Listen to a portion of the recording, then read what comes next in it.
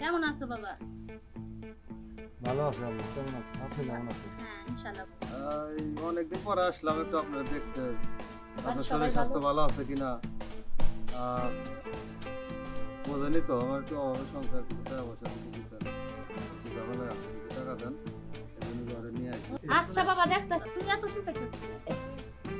আরে কি ঘুমো এমনি একটু অসুস্থ তো তাই। আচ্ছা আইসিস বোমা বোমা আমরা আইতেছি। আয় দেখো কেরা আইছে। এই রাম ভাই, কে বাপ? ভালো আছি, কোন আইছে? একটু আগে আসসালামু আলাইকুম। ওয়ালাইকুম আসসালাম। এটা কি বাদলের বাড়ি? দেখেন তো এটা কি আমার ভাই? ভাই আমার সাথে। তোমার নামে সৌদি থাকে? হ্যাঁ হ্যাঁ। শোনেন, 3 দিন আগে মারা গেছে। আমরা একই সাথে কাজ করতাম। আমি আজকে সকালবেলা আসছি, আইসা বাড়িতে লাগেজটা থুয়ে আপনার ঘরে আসছে খবরটা লিগা। আমার ভাই মারা গেছে।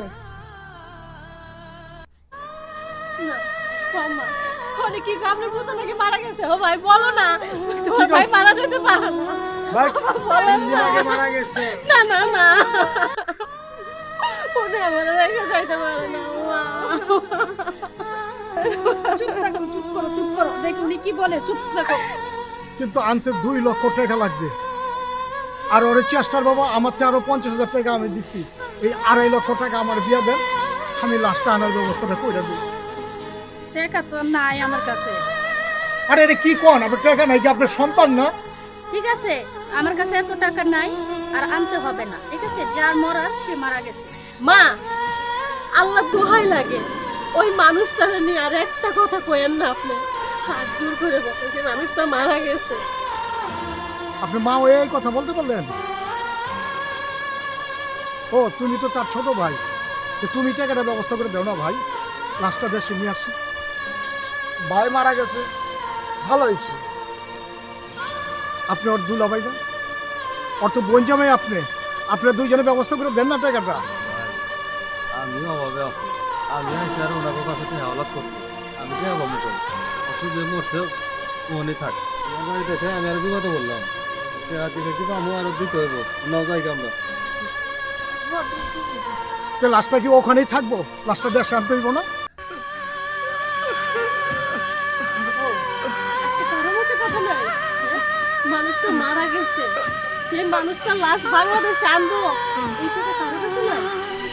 এই যে তুমি, ভাই, তার আদরের বোন, সে আমাকে অনেক বড় গলায় বলতো, আমার বোন এরকম না, আমার বোন অনেক ভালো, আমার যে কোনো বিপদে সে আগে আইবে। কি করবেন আপনারা? আপনারা কারোর কাছে টাকা নাই? ও আপনার জন্য কি না করছে? আপনার যখন ওনার সাথে বিয়ে হয়েছে, তারপর দিনের পর দিন আপনি তার হাত পয়সা দিতেছেন। কি দিলেন? আর এই যে আমার আদরের দেবর, তার জন্য তার ভাই অনেক কিছু করছে। কি না করছে? কিছুদিন আগেও 50,000 টাকা পাঠাইছে, সে টরে যাবে ঘুরতে। এই যে হাতের ফোন, এই ফোনটাও তো কিনে দিছে। আজকে সব ভুলে গেছেন? 2 মুঠো ভাত যে খান না শান্তিতে, সেটা ওর জন্য খান। নিমু খারাপ কই, আপনাদের জন্য তো আমার সঙ্গে কম খাতে নাই। দিন রাত পরিশ্রম করছে শুধু আপনাদের জন্য, যেন আপনারা ঠিক মতো খাইতে পারেন, ভালো কিছু পড়তে পারেন। বাহ, এই প্রতিদান দিয়েছেন। আজকে আমার স্বামী লাশটা আনবে, এই টাকাগুলো আপনাদের কাছে নাই। আপনি কেমন মা?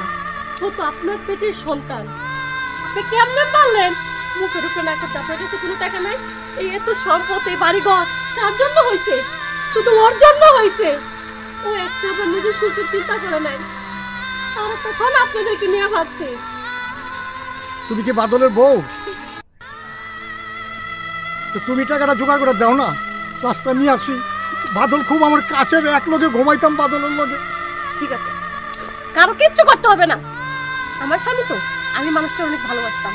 ওই যে আমার বাবার কিছু সম্পদ আছে না, আমি ওটা বেচে ভাই আপনাদের টাকা দিন, আপনি যেমনি হোক আমার স্বামীর আইনে দেন। যদি তাও না হয়, আমার যত গহনা গাটি আছে এগুলো আপনারা দিয়ে দেবেন। আপনার কাছে হাত জোড়ে করে আমার স্বামীর দেশে ফিরে আনেন। বোন, তোমার টাকার ব্যবস্থা করতে হবে না। বাদল মারা যায় নাই গা। বাদল